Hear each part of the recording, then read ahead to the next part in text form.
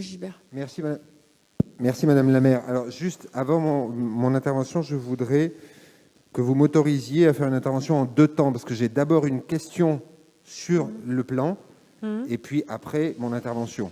Oui, bien sûr.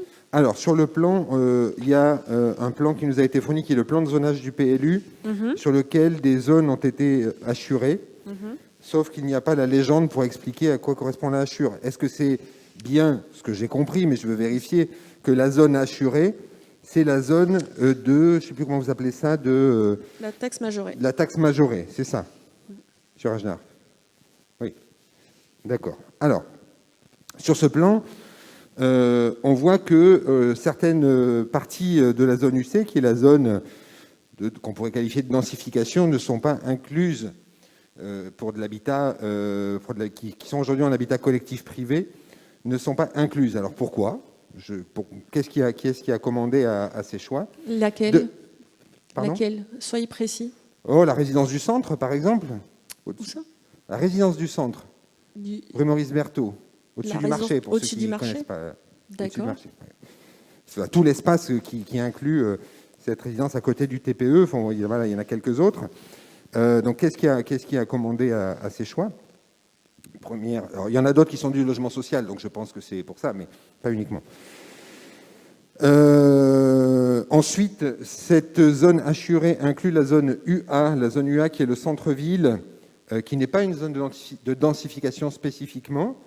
Donc je m'interroge, puisqu'il est dit que dans la délibération que la part communale peut être majorée jusqu'à 20% sur les secteurs de densification à l'intérieur desquels on doit déterminer un périmètre. Donc c'est un peu technique, mais là, la zone UA n'est pas une zone de densification, pourtant elle est concernée. Et puis, plusieurs fois dans le rapport, il nous est dit et répété que la zone pavillonnaire n'est pas touchée. Ben évidemment, c'est normal, c'est pas un choix, c'est parce que c'est évidemment pas une zone de densification non plus. Ensuite, majorer le taux, alors augmenter le taux de 3 à 5%, pour notre groupe, on est d'accord. Là-dessus, il n'y a pas de sujet, c'est un réajustement.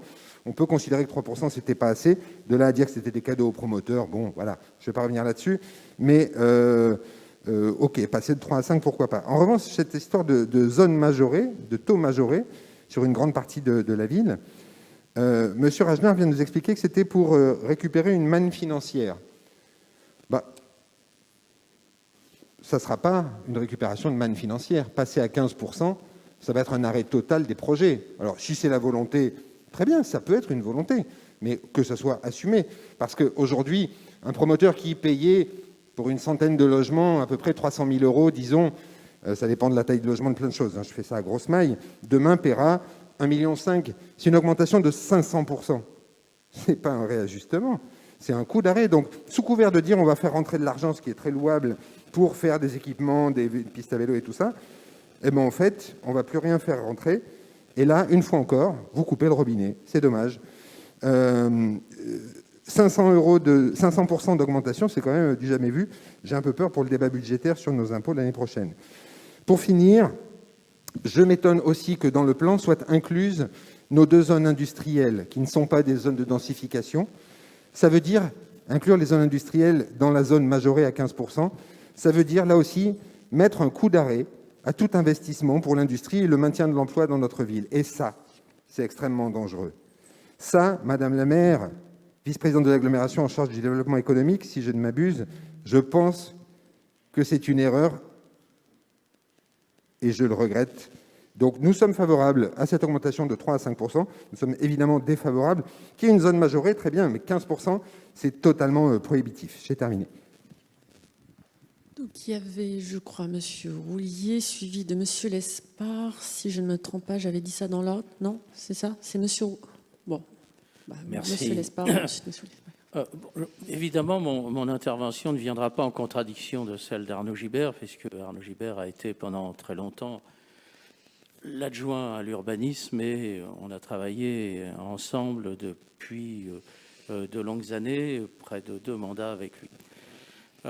Juste dire un certain nombre d'éléments, un petit peu d'histoire. C'est toujours nécessaire de rappeler d'où on vient pour savoir où on va.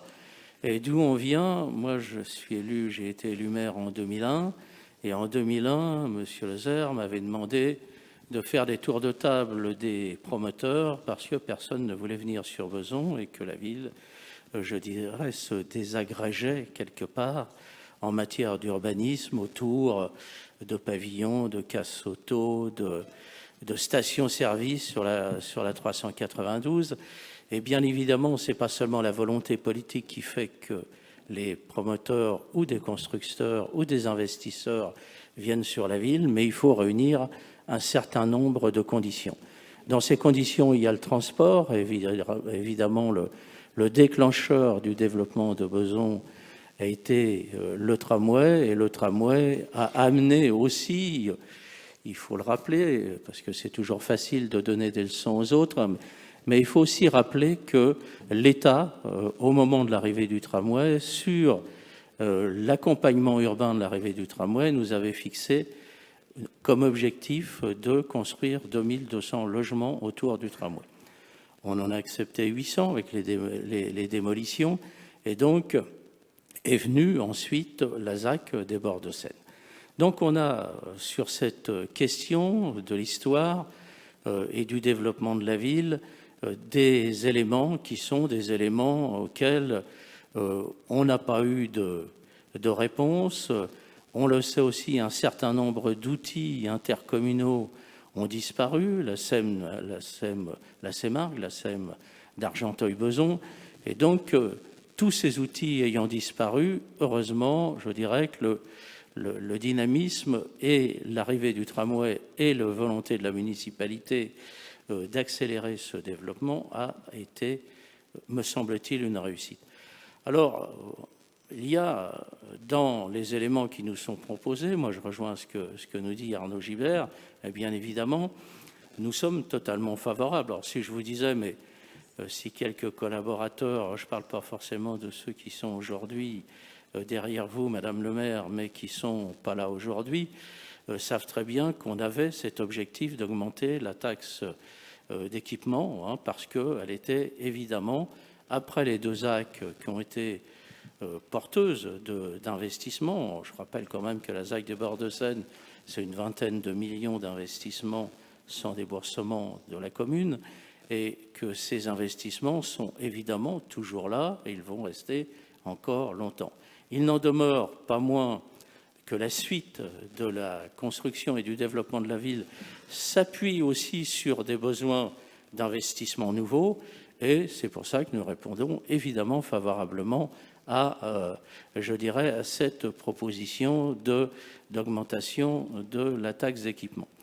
Reste à savoir, et ça aussi, Arnaud Gilbert l'a dit, mais je vais le préciser un petit peu différemment, c'est que, attention à vouloir augmenter de façon trop forte et trop massive tout ce qui concerne la zone d'activité.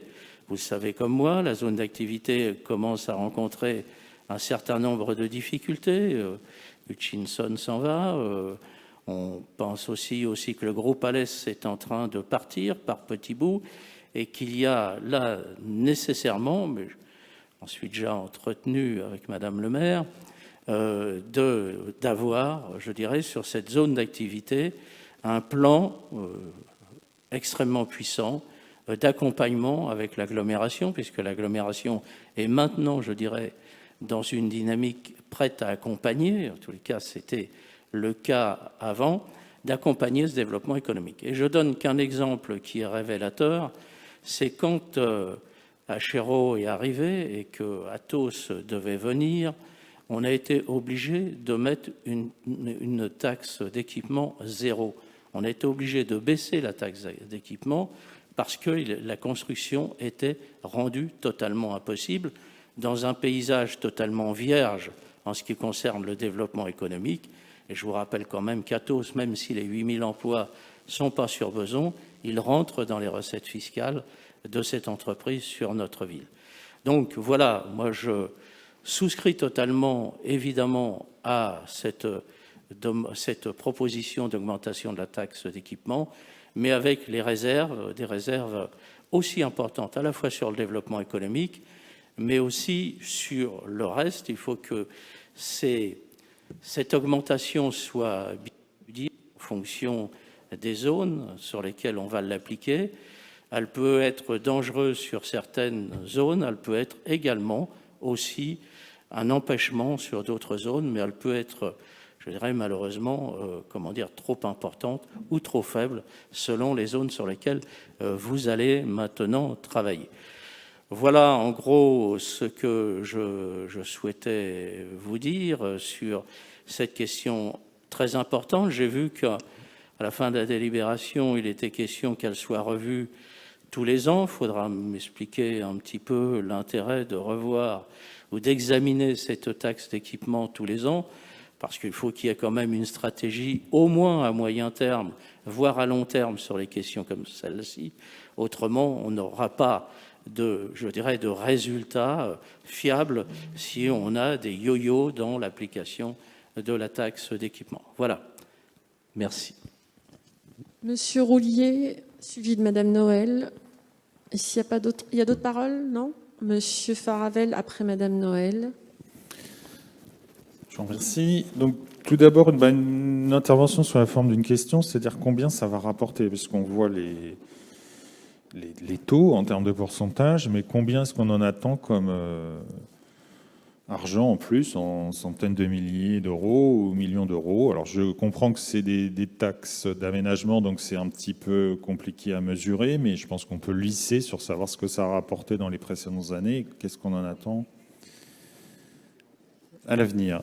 Bon, la deuxième chose, c'est quand même de rappeler, et là c'est un point de vue théorique, mais c'est qu'on est quand même en France un pays champion du monde des impôts, des taxes diverses et variées.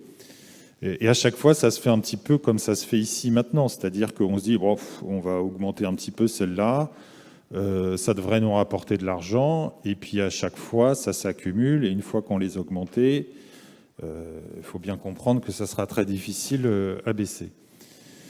Et puis, effectivement, la question de l'attractivité pour l'économie et puis pour les futurs habitants dans le cas de construction d'immeubles.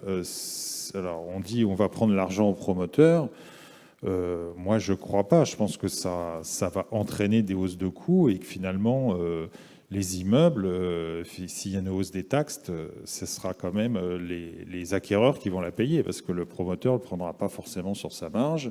Il va avoir tendance à augmenter les prix. Et du coup, effectivement, voilà, c'est quand même de l'argent qui sera payé in fine par le consommateur. Et même chose pour l'attractivité économique. Voilà notre point de vue. Madame Noël. Merci. Alors, il y a des arguments qui ont été donnés par l'ensemble de l'opposition que je partage vraisemblablement. Et je rajouterai quelque chose sur la méthode. En fait, à la lecture de la délibération, il y a quelque chose qui me chagrine, c'est qu'en matière d'éducation, on peut supposer que des structures supplémentaires devront être créées. Au moment de la rédaction de ce rapport, le résultat définitif de l'étude prospective relative à la démocratie scolaire ne nous est pas parvenu. Comme l'a plus ou moins dit Monsieur Roulier, moi je suis un peu embêtée sur on augmente, mais on ne sait pas encore une fois où on va. Et c'est problématique. On aurait peut-être attendu une année supplémentaire et fait quelque chose d'un peu plus cohérent avec des chiffres, des faits, une réelle étude construite, parce que pour moi, voilà, en plus, en lisant la dernière phrase, on comprend bien que chaque année, on révisera ce taux. Si chaque année, on nous dit qu'il y a encore une étude qui nous pousserait à faire telle ou telle chose, ça va être vraiment problématique. De surcroît, comme l'a demandé Monsieur Roulier, j'aimerais bien savoir l'assiette correspondante à cette augmentation en termes de chiffres.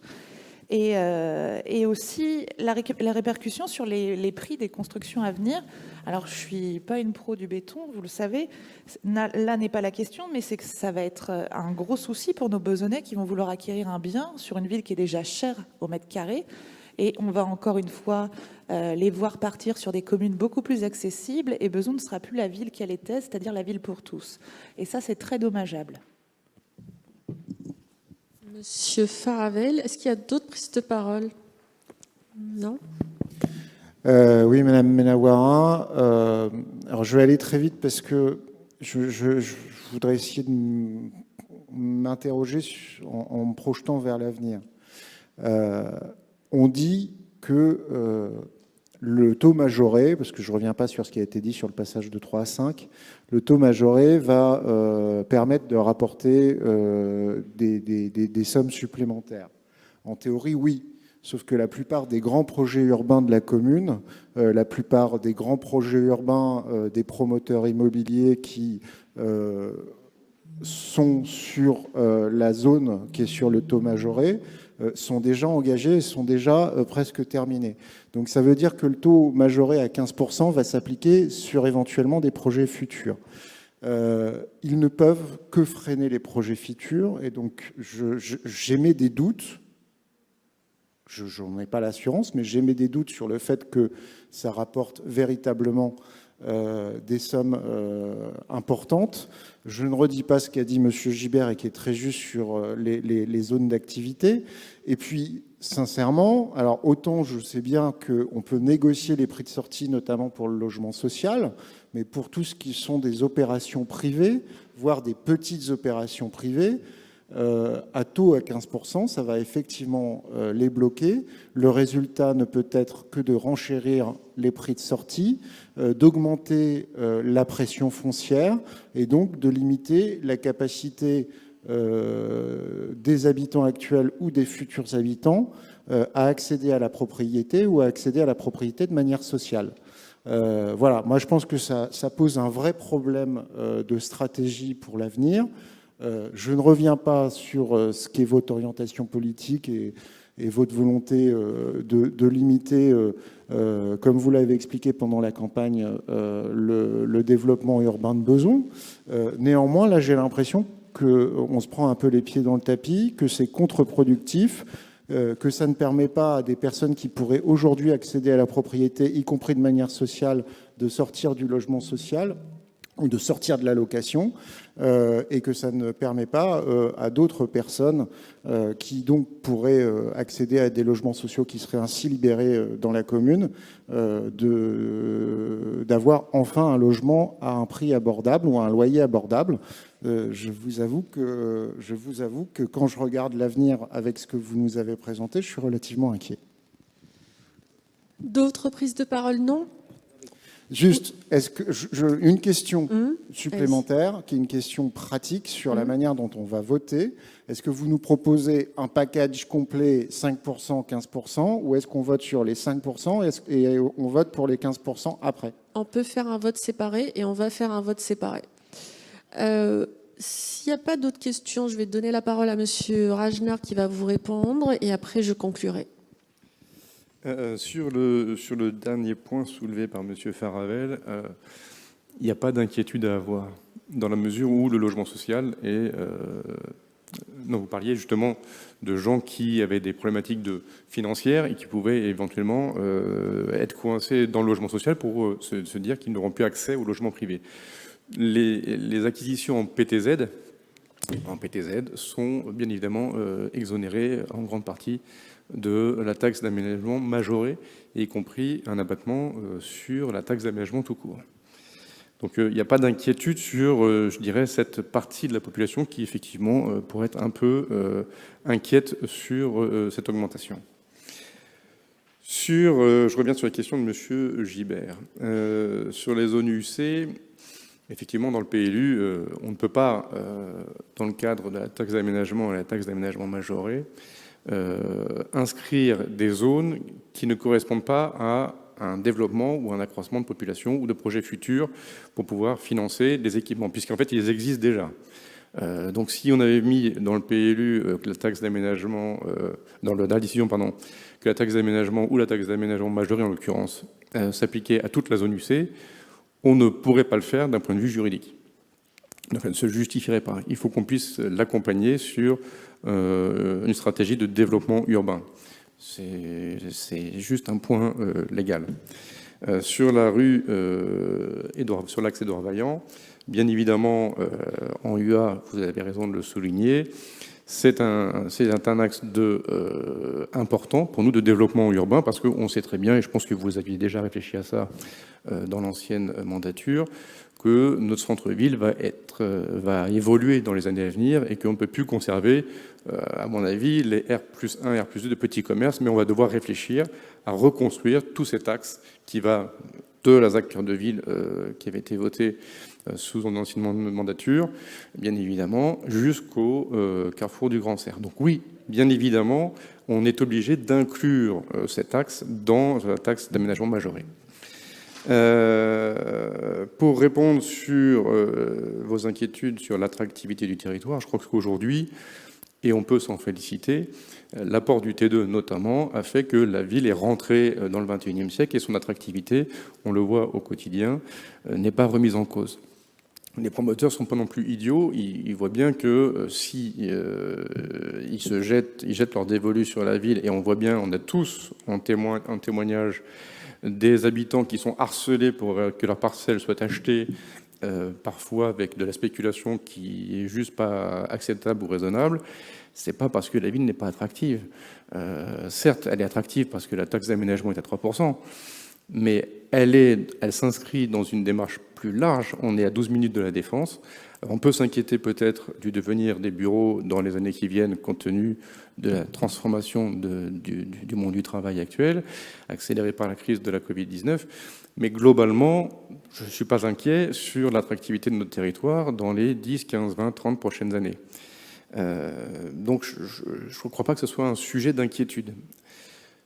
Pour répondre sur le taux de la taxe d'aménagement majoré à 15 points, je vais vous donner juste des exemples voisins. Je vais prendre la ville de Gennevilliers, qui n'est pas connue pour être une ville de droite.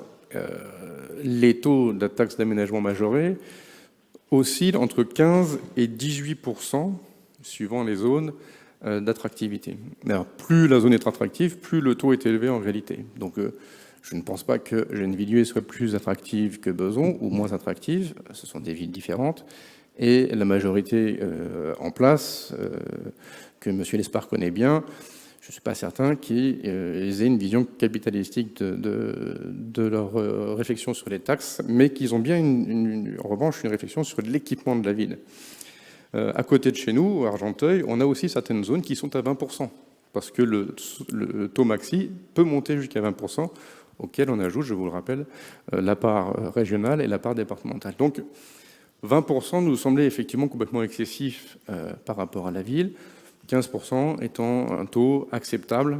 En tout cas, c'est notre réflexion sur le sujet pour pouvoir rapporter en revanche un certain nombre d'équipements, enfouir les réseaux, refaire les trottoirs, refaire les voiries, etc. etc. Parce que ça, en revanche, tout à l'heure on disait que c'est Madame Noël, Monsieur Roulier qui disait que c'était pas aux promoteurs, entre guillemets, je travestis peut-être, ou je raccourcis la réflexion, c'était pas aux promoteurs de payer les équipements, mais si c'est pas les promoteurs qui payent les équipements à travers la taxe d'aménagement majorée, ce sont les habitants. Ni plus, ni moins. Il y a toujours quelqu'un qui paye. Le côté c'est gratuit, ça n'existe pas. On est tous d'accord que la France est la championne des taxes, d'accord. Sauf qu'il y a toujours quelqu'un qui paye. Le je rase gratis, ça n'existe pas. Donc, sauf à se dire qu'au lieu que ce soit les promoteurs qui payent, ce sont vous, les Besonnais, qui allez payer, nous tous, dans les années qui viennent, je veux bien. Mais ça, aujourd'hui, ça veut dire augmenter la fiscalité locale, sachant que la taxe d'habitation va disparaître. Donc, je ne sais pas comment vous faites vos équations, mais moi, je préfère que ce soit le monde du privé et des grosses boîtes qui sont dans le CAC 40 qui payent nos investissements plutôt que faire alourdir la charge sur les Besonnais. Sur la zone industrielle, on peut effectivement, et c'est une réflexion qu'on conduit avec Madame le maire, s'interroger sur son devenir. Et on doit s'interroger sur son devenir. On ne peut pas imaginer qu'elle est gravée et fixée dans le marbre, mais qu'effectivement, elle va évoluer. Et on doit réfléchir à son devenir, et c'est notre rôle d'élu de se projeter à 20 ou 30 ans. Parce que les dimensions d'un projet municipal, c'est pas la prochaine élection municipale. C'est au moins 3 mandats. Vous en êtes témoin, Monsieur Lespard. Donc, aujourd'hui, on a une idée. Il nous faudra peut-être 10, 15, 20 ans pour qu'elle voie le jour. Mais donc on doit effectivement porter cette réflexion-là avec l'agglo par ailleurs, et je sais que notre maire là-dessus prend toute sa part. Et ouvrir des réflexions d'ailleurs, y compris avec le département des Yvelines et le département du Val d'Oise, parce qu'il doit y avoir des synergies. On a une frontière qui est administrative, mais qui n'existe pas chez nos habitants. On passe d'une ville à une autre, on ne se dit pas « Ah ben tiens, changer de département, ça ne me concerne plus ». Non, on a à réfléchir sur l'ensemble de ces points. Pourquoi tous les ans? Parce que c'est le texte. C'est juste le texte qui nous le dit, que tous les ans, il y a la faculté de revoir les taux. Donc ça, pour le coup, on peut ne pas le mettre, mais c'est du législatif. Donc tant que le texte ne sera pas changé, il sera écrit comme ça. Combien ça peut rapporter, Monsieur Roulier? Je ne lis pas comme vous non plus dans le Mar de Café, mais je vais prendre un exemple. Si on prend une opération immobilière de 120 logements, grosso modo, aujourd'hui, la taxe d'aménagement doit rapporter dans les 250 000 euros. Les chiffres que M. Gibert avait en tête tout à l'heure sont à peu près les bons. À 15%, ça nous fait 1,3 million grosso modo. Ce qui fait qu'aujourd'hui, le déficit pour la ville, c'est 1 million d'euros. 1 million d'euros, grosso modo, offerts aux promoteurs. Et bien, ces 1 million d'euros pourront servir à créer une école, créer une crèche, créer un stade, un city-stade, tout ce qu'on veut, enfouir des réseaux. C'est à ça que va servir ce delta. Et on préfère que ce million d'euros soit effectivement pris sur la part des promoteurs et sur leur bilan, plutôt que de devoir alourdir ou de conduire pendant des années des projets qui mettront peut-être 5, 6, 10 ans parce qu'on ne pourra pas les financer, parce qu'on n'a pas la capacité aujourd'hui à les financer sur les deniers publics. Je crois avoir à peu près répondu à l'ensemble des questions qui étaient posées. Monsieur Gibert. Merci Madame la maire. C'est simplement deux petites réflexions suite aux éclaircissements apportés par Monsieur Rajnard. Sur l'exemple qu'il vient de donner à la fin de son intervention, à peu près, on passe de 250 à 1,3 million à la louche, à grosse maille, c'est à peu près ça, sachant que ce type d'opération s'équilibre à 900 000 euros à grosse maille aussi. Donc un promoteur ne pourra jamais payer 1,3 million dans la mesure où son équilibre est à 900 000. Voilà. C'est en ça que 15% est disproportionné.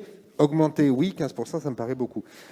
Pardon, Monsieur Gibert, je vais vous redonner la parole, mais moi j'entends ce que vous me dites, mais les promoteurs, ils seraient incapables de les payer uniquement sur notre territoire pendant qu'ils les payent sur les autres territoires? Mais parce je que, comprends pas. Parce que les prix de vente ne sont pas les mêmes.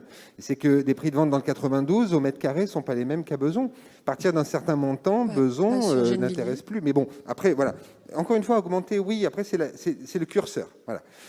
Et puis, juste sur les zones industrielles, j'entends la réponse de M. Rajnard qui dit que globalement, nos zones industrielles vont devoir muter et probablement être construites en habitation. C'est ce que j'ai cru entendre entre les lignes. Non, c'est pas ce qui a été dit. D'accord, je retire ce que j'ai dit. Donc, simplement, si ces zones industrielles doivent muter, on ne sait pas comment, puisque j'ai mal compris. Pardon, encore une fois, je vous interromps, désolé, mais il a dit muter, mais il y a une réflexion qui devra se faire, qui a débuté, oui, mais ça fait 2 mois qu'on est élu ou 3 mois effectifs en termes. Enfin, oui, si j'enlève la période de l'été.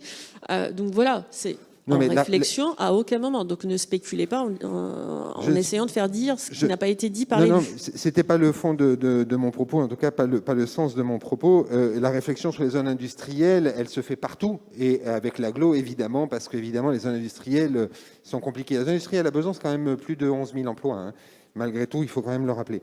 Simplement, si c'est l'idée de se dire nos industriels risquent de se désertifier, donc il faudra bien penser à les faire muter d'ici 30 ans. Bon, déjà, on aura le temps de revoir la taxe d'aménagement d'ici là, mais surtout, on aurait pu prévoir aujourd'hui dans les exonérations, puisqu'il y a un certain nombre d'exonérations, il y en a 7 qui sont proposées, prévoir une exonération du taux majoré pour les activités économiques des zones industrielles, par exemple. Ça aurait permis de ne pas impacter le développement économique, tout en prévoyant que si un jour elles doivent muter, eh bien, il y a une taxe qui pourrait s'appliquer parce qu'on ne serait plus sur de l'économie. Voilà, c'est une petite suggestion qui pourrait être ajoutée. Merci. Bon, je ne vais pas rentrer dans le débat sur la masse salariale, parce que bon, on serait parti, il est déjà à commencer à avoir faim. Voilà, je reste sur le débat engagé, et en particulier sur le développement économique. Le développement économique, c'est aussi le moteur des recettes financières et fiscales de la ville. De mémoire, c'est en gros 19 millions de retours d'AC de l'agglomération qui s'appuie sur le développement économique reversé à la ville de Besançon. On veut dire que sur le budget de la ville, ça pèse quand même beaucoup, ces 19 millions.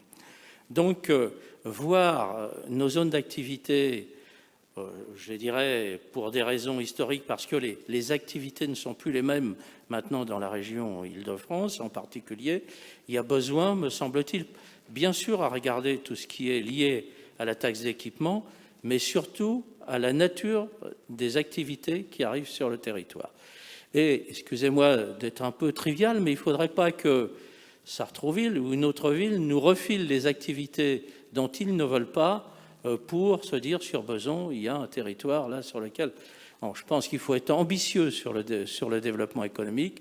On avait commencé à travailler sur un projet qui s'appuie sur, je dirais, l'économie verte, maintenant, l'économie, écologique. Et il y a là, véritablement, dans la région Île-de-France, de la place, et il y a, je dirais, des investisseurs qui sont prêts à venir. Juste un mot sur Gennevilliers. Ce sont les super riches en matière de développement économique et on ne peut pas comparer Gennevilliers à Besançon. Simplement, le port autonome, en effet, fait, je dirais, une bascule beaucoup plus forte en termes de recettes. C'est la richesse de Gennevilliers. Et ils ont intérêt à le conforter parce que ce port autonome, s'il venait à s'éparpiller ou à partir, ce serait pour Gennevilliers un véritable drame. La richesse de Gennevilliers, c'est son port autonome. Donc on ne part pas tout à fait du même sujet. Mais la discussion engagée par Arnaud Gibert sur la taxe d'équipement et le développement économique, je crois qu'il y a à la fois des ajustements intelligents à trouver, comme Madame la maire a dit tout à l'heure, en fonction, on doit trouver des solutions à chaque problème que l'on rencontre dans nos zones d'activité. Voilà.